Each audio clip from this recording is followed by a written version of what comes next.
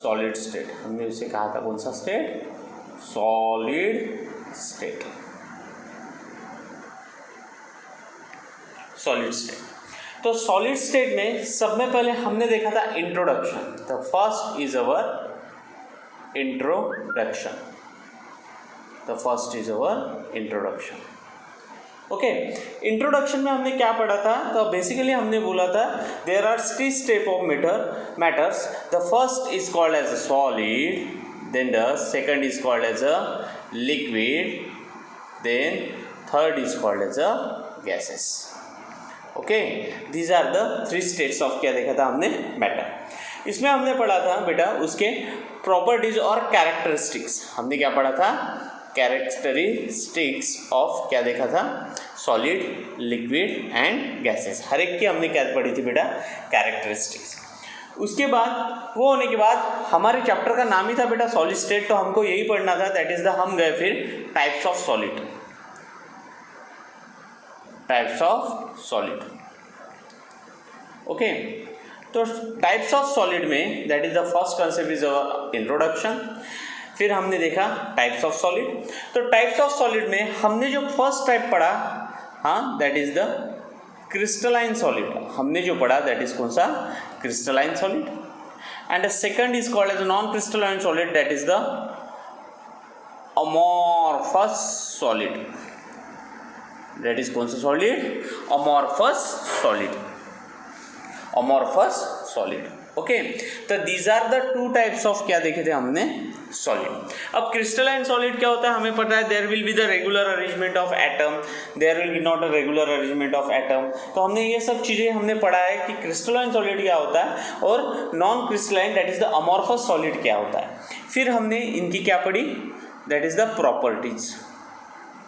Okay, that is we have to study the properties of crystalline solid और amorphous solid.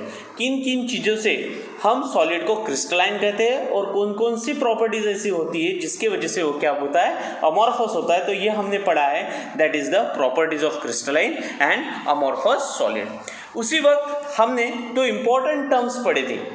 The first term is called as a isomorphous, morphous, and the second term is called as a polymorphous, polymorphous। तो हमने ये 2 term भी पढ़े, isomorphous और पॉलीमॉर्फस। Isomorphous का मतलब क्या होता है, तो 2 or more substance having same crystal structure. देखिए क्या पढ़ा हमने कि आइसोमॉर्फस का मतलब होता है कि 2 और more substance having same crystal structure. अगर 2 या 2 से ज़्यादा ऐसे क्रिस्टल्स हैं कि जिसका क्रिस्टल स्ट्रक्चर क्या है, सेम है, तो हम उसे कहते हैं ऑर्थोमॉर्फस, और that property is called as isomorphism. That property is called as isomorphism.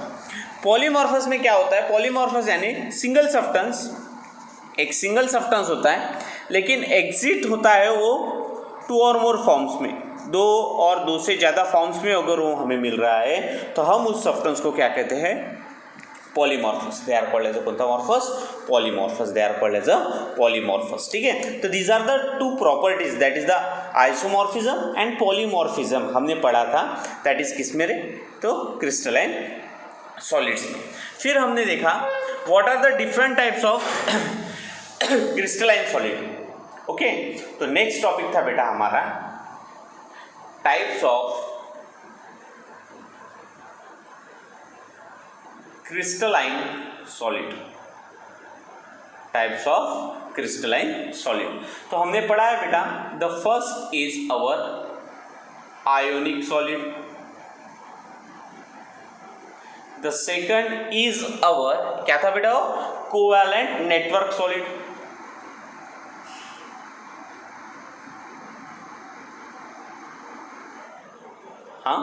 Then the third is our क्या था, तो that is the molecular solid,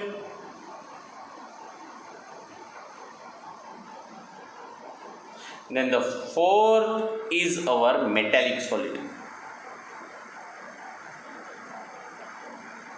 okay तो हमने पढ़ा था बेटा there are different types of क्या था क्रिस्टलाइन सॉलिड्स, जिसमें हमने पढ़ा था आयोनिक सॉलिड, जिसमें हमने पढ़ा था कोवैलेंट सॉलिड, जिसमें हमने मॉलिक्यूलर सॉलिड और मेटालिक सॉलिड। इसमें क्या पढ़ा था बेटा, तो हमने पढ़ा था कि आयोनिक सॉलिड में जो कॉन्स्टिट्यूएंट पार्टिकल रहते हैं वो क्या रहते हैं, कैटायंस एनायन, कोवैलेंट में क्या रहते हैं, देन मॉलिक्यूलर में क्या रहते हैं, देन मेटालिक में क्या होते हैं। फिर हमने सेकंड पैरामीटर पे इसको क्लासीफाई किया कि किस में कौन सा फोर्स रहता है, आयोनिक बॉन्ड किस में रहता है, कोवैलेंट बॉन्ड किस में रहता है, देन हमने देखा था कि लंदन फोर्स किस में रहता है, देन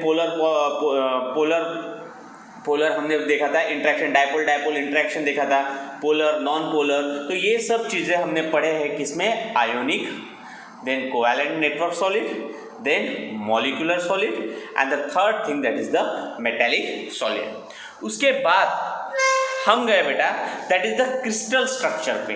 उसके बाद का जो हमारा टॉपिक था that is crystal structure. Okay तो क्रिस्टल स्ट्रक्चर किससे बनता है, तो हमें पता है कि lattice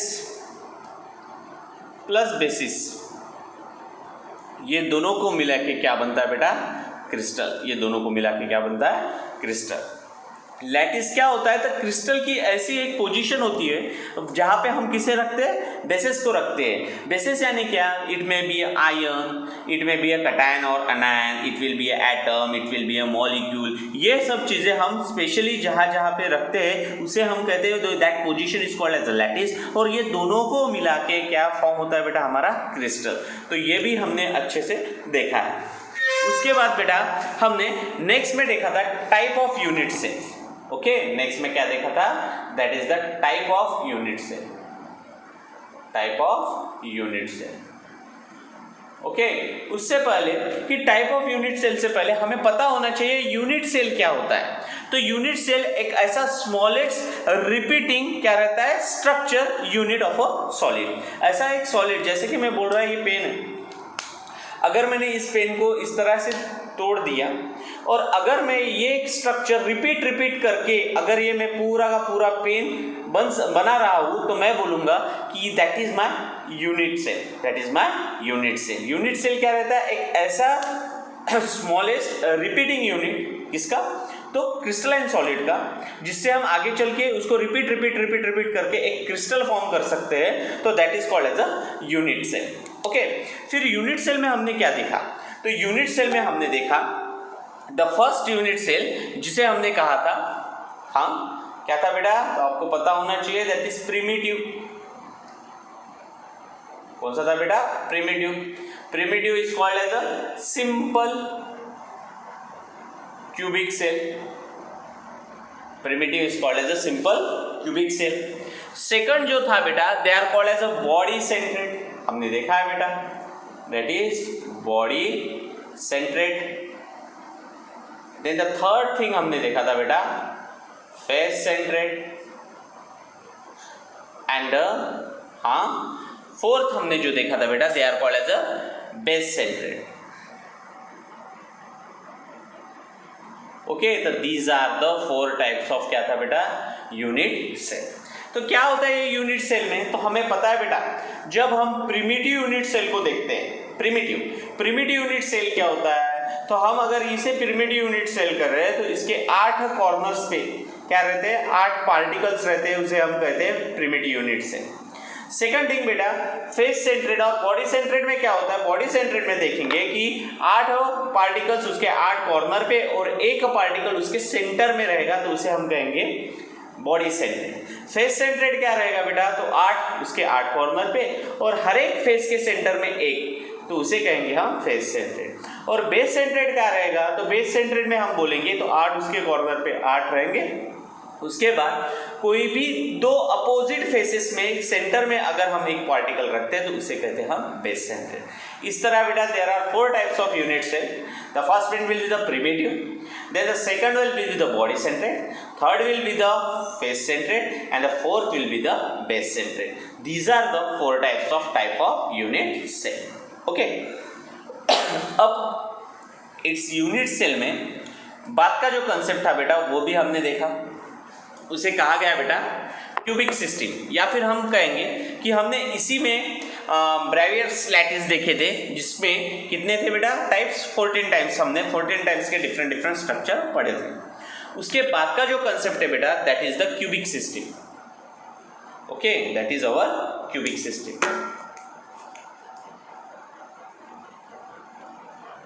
cubic system. Okay, cubic system में हमने क्या पढ़ा बेटा?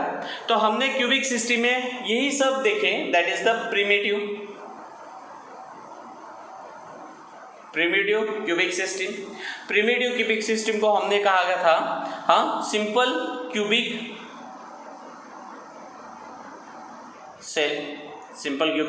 सेल। ओके, तो सिंपल क्यूबिक यूनिट सेल में हमने देखा था बेटा कि 1/8 × 8 इज इक्वल्स टू 1। ये क्या चीज़ है बेटा? तो हमने देखा था जब हम एक सिंपल क्यूबिक यूनिट सेल देखते हैं इस तरह, तो इसके हर एक पोजीशन पे, हर एक कॉर्नर के पोजीशन पे क्या होता है? तो यहाँ पे एक क्या रहता है? मॉलिक्यूल। और यही मॉलिक्यूल, यानी ये एक मॉलिक्यूल यहाँ पे कितने यूनिट सेल के साथ शेयर होता है? तो दे विल बी 1 2 3 4 5 6 7 8, यानी क्या हो गया? ये 8 यूनिट सेल के साथ शेयर हो रहा है। इसका मतलब क्या हो रहा है कि एक्चुअली इस सिस्टम में कितने पार्टिकल्स रहेंगे? तो हम फाइंड आउट करेंगे 1/8 इंटू 1/8। समझ में आ गया बेटा कि एक पार्टिकल किसके साथ शेयर हो रहे हैं? 8 है यूनिट्स के साथ, इसलिए 1/8 और इंटू ऐसे कितने हैं बेटा? तो 8, that is 8 get cancel, that is the 1। यानी इसमें how many particles will be situated in simple cubic cell?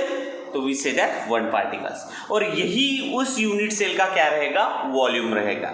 यानी हमें पूछा गया कि सिंपल क्यूबिक सेल का वॉल्यूम कितना रहेगा? तो हम सीधा कहेंगे जितना वॉल्यूम 1 पार्टिकल का रहेगा उतना ही वॉल्यूम उस सिंपल क्यूबिक सेल का रहेगा। अब सेकंड थिंग हम बोलते हैं बेटा, दैट विल बी द, हाँ, सेकंड हमें पता है that is the body centred, that is BCC। Okay, BCC में क्या हो रहा है बेटा? तो हमें पता है that is our primitive cell. Primitive cell में हमने बोला है अभी कितने? 1 2 3 4 5 6 7 8, दैट मीन्स हाउ मच?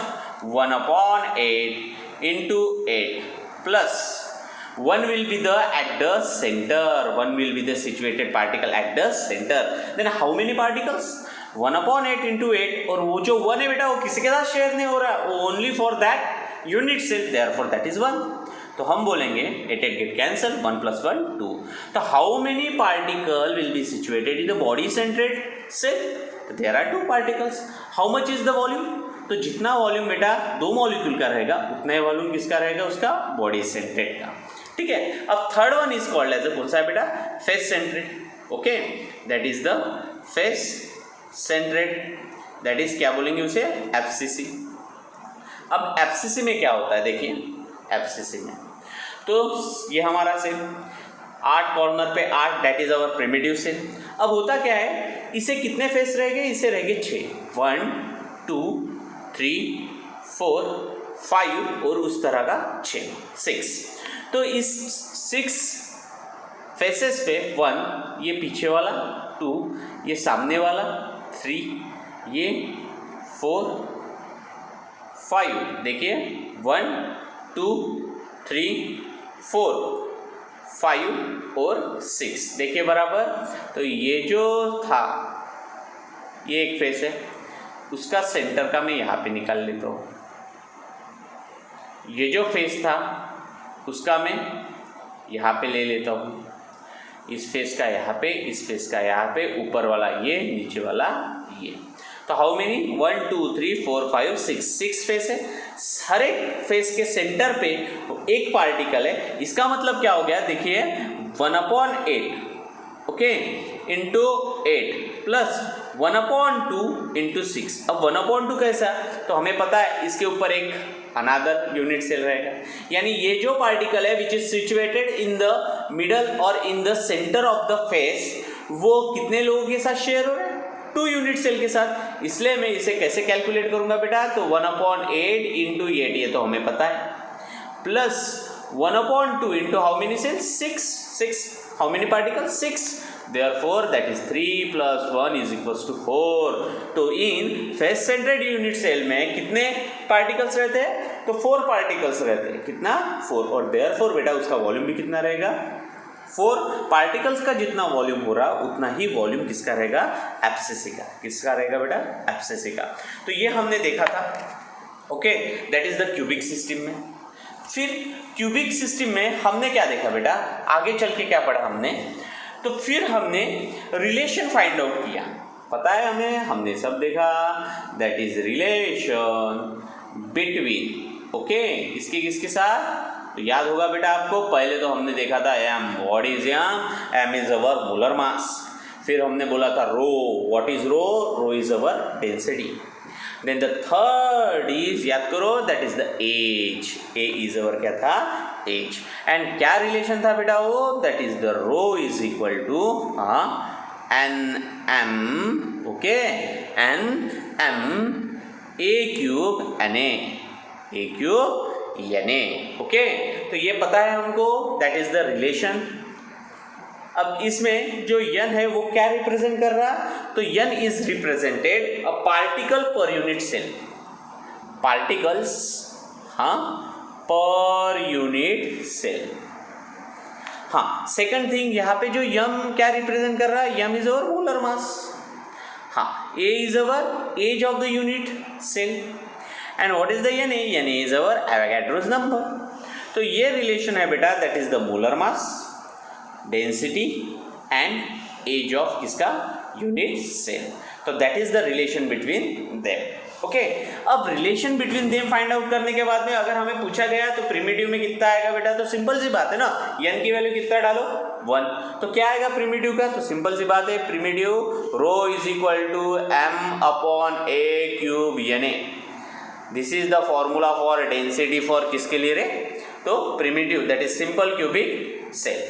अगर हमें पूछा गया बॉडी सेंट्रेट फाइंड आउट करो, सिंपल बात है, यहाँ पे n इज इक्वल टू 1 था, यहाँ पे n इज इक्वल टू कितना डाल दो, 2, और अगर हमें पूछा गया फेस सेंट्रेट का तो ऑब्वियसली 2 के जगह पे क्या डाल दो, हाँ, हमने यहाँ पे फाइंड आउट किया था, कितना था बेटा वो, 4, तो यहाँ पे कितना पुटअप करो, 4, तो हमें फॉर्मूले मिल जाएंगे डेंसिटी के, किसके, तो सिंपल क्यूबिक से सेंट, देन बॉडी सेंट्रेट के, और देन फेस सेंट्रेट के, तो ये भी हमने देख लिया बेटा, okay.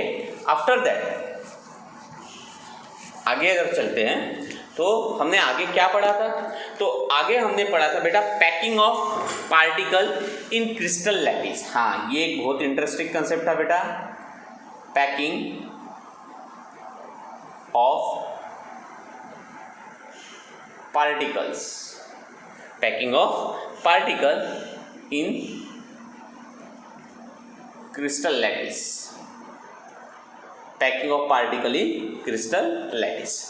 Packing of particle in crystal lattice में क्या पढ़ा बेटा, तो सब में पहले पैकिंग में हमने स्टार्ट किया था बेटा कोऑर्डिनेशन नंबर, फर्स्ट डेफिनेशन देखी थी बेटा, कोऑर्डिनेशन नंबर। क्या होता है कोऑर्डिनेशन नंबर, तो हमने पढ़ा था कि जो कोई भी मॉलिक्यूल रहते हैं उसके इर्द गिर्द कितने मॉलिक्यूल्स है, वो उसके नंबर्स ऑफ मॉलिक्यूल हमारा क्या होता है, उसका कोऑर्डिनेशन नंबर, उसका क्या होता है, वो मॉलिक्यूल का कोऑर्डिनेशन नंबर। हमें पढ़ा है अगर कोऑर्डिनेशन नंबर ज़्यादा है उसका मतलब क्या है, वहाँ पे बहुत सारे मॉलिक्यूल है, दैट इज़ द पैकिंग क्या है, बहुत इफिशियंट है वगैरह वगैरह, तो इस पूरा कंसेप्ट हमने देखा। फिर हमने कोऑर्डिनेशन नंबर के बाद हमने देखा था पैकिंग के टाइप। फर्स्ट बोला था हमने 1D, फर्स्ट हमने बोला था 1D। सेकंड जो था बेटा 2D, सेकंड जो था क्या 2D। थर्ड जो था बेटा that is the 3D, third क्या था 3D। इस तीन डायमेंशन में 1, 2 और 3 डायमेंशन, ये तीनों टाइप्स में हमने क्या देखा था बेटा, पैकिंग देखा था। ओके, तो फर्स्ट इज और क्या थी बेटा 1 डायमेंशन। ओके, 1 डायमेंशन में हमने क्या बोला था, तो they are called as a linear packing. यहाँ पे कोऑर्डिनेशन नंबर कितना था 2 था। फिर 2D में हमने देखा था, 2D मतलब प्लेन बोला था हमने।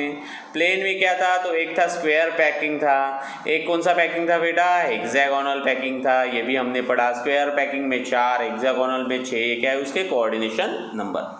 जब हम 3D में गए तो 3D थोड़ा कॉम्प्लिकेटेड था बेटा। 3D में जब हम गए तो सब में पहले हमने बोला हाँ that is the stacking of 2 square close packing. पहले था बेटा 2 स्क्वायर क्लोज पैकिंग।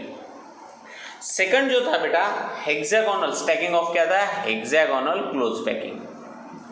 उसके बाद में जो नेक्स्ट था बेटा that is the placing the third hexagonal close packing, placing third hexagonal close packing. इसे हमने कहा था बेटा ए, इसे हमने कहा था बेटा हाँ ए बी और ए बी सी। तो इस तरह से हमने ये तीनों भी टाइप्स देखे बेटा किसमें, 3D में, that is the 3 dimensional close packing. फिर हमने बात की बेटा वाइड की। Okay, what is the wide? Wide is nothing but the free space between the molecules. जो कोई भी मॉलिक्यूल्स है उसके बीच में की जो कोई भी फ्री स्पेस होती है उसे हमने क्या किया कहा था, वाइड। तो वाइड में हमने क्या बोला आपको, तो हमने तो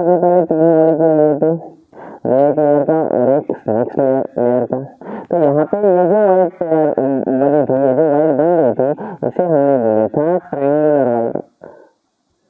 पता है, और इसी ट्रायंगुलर वाइड के ऊपर अगर हमने और एक स्क्वायर रख दिया तो they're called as tetrahedral. Tetrahedral कितने मॉलिक्यूल से बनती है तो हमें बताया था ये 3 और एक ये that is the 4 molecules. Octahedral wide था तो हमें पता है इसी के ऊपर अगर हमने 2 लेयर्स रख दिए दैट इज द 1 और ये 2, तो यहाँ पे जो वाइड दिख रही है हमें इस तरह दिख रही है, तो they are called as a octahedral wide because there will be the formation of octahedral, there will be the formation of tetrahedral. Okay, तो यहाँ पे 4 और यहाँ पे कितना था बेटा 6। कितने मॉलिक्यूल्स लगते हैं 6, 1 2 3 4 5 6। तो वो भी हमने पढ़ा। ओके, अब आगे क्या लिखना है हमें, तो आगे का जो कंसेप्ट है उसके वो भी हो चुका है हमारा, that is the packing efficiency. Okay, बहुत डेरिवेशंस थे बेटा उसके, packing efficiency. Okay, packing efficiency बेटा हमने 3 टाइप्स देखे थे, simple, then simple cubic lattice, body centred cubic lattice और फेस सेंटर्ड क्यूबिक लैटिस। तो ये 3 टाइप्स ऑफ देखे थे हमने किसमें, पैकिंग इफिशियंसी में। तो हमने डेरिवेशन फाइंड आउट किया। डेरिवेशन में हमारा पैकिंग का फॉर्मूला हमें पता था, तो उसमें हमने देखा जो सिंपल क्यूबिक लैटिस था उसकी इफिशियंसी कितनी थी बेटा 53.36%। ओके, जो हमारा BCL था बेटा that is the BCCL base centred cubic lattice, इसमें कितनी थी बेटा इफिशियंसी, तो 68%। और इसमें जो थी बेटा दैट इज द 74%। ये भी हमने वैल्यू डिराइव करके निकाली है by using the formula of packing efficiency, by using the formula of packing efficiency. तो ये भी हमने फाइंड आउट किया है। ओके, तो अभी क्या पढ़ना है, तो आज का जो हमारा कंसेप्ट है